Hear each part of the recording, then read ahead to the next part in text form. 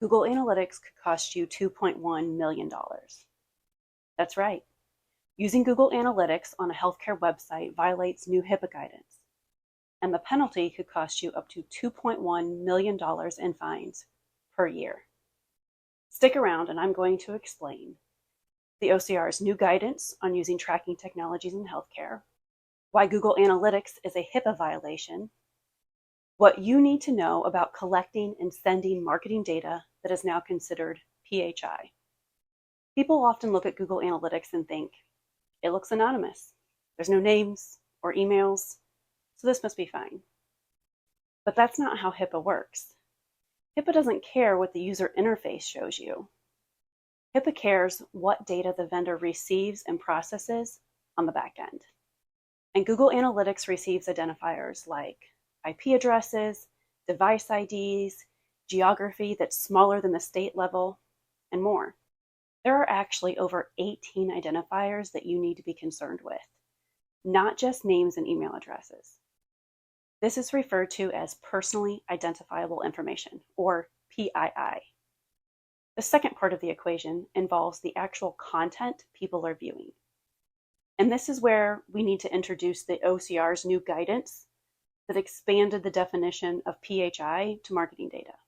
The OCR's initial guidance was released in 2022, but it received some pushback. The most recent OCR guidance was released in 2024 and specifically addresses the use of tracking technologies by any covered entity. Updated OCR guidance expanded the definition of protected health information to include anything where a past, present, or future health condition could be inferred. It's no longer just about sending PHI data from a clinical setting. It's about creating PHI with the content if it implies a past, present, or future health condition. So the moment a person visits a page on your website with content such as symptoms, treatments, providers, or appointments, protected health information is created. Let's say you run a behavioral health treatment center. You have pages on your website where people can learn more about anxiety symptoms or depression symptoms. Someone visits your anxiety symptoms page to learn more. PHI was just created. We can reasonably infer that a person is researching a past, present, or health condition, even if it might be research for a family member. We can't know the actual intent. And when Google Analytics collects health-related page views on the symptoms page and identifiers like the ones I mentioned earlier, together that creates an opportunity to link the identity of the person to the health condition. That potential linkage is the HIPAA violation.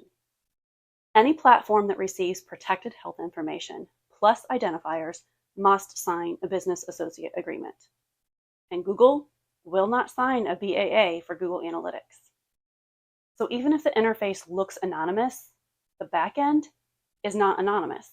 And Google is processing exactly the combination of data that HIPAA regulates.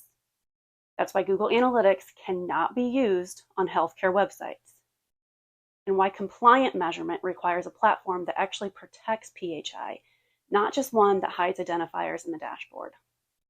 So here's what to look out for to make sure that you stay compliant and avoid hefty fines.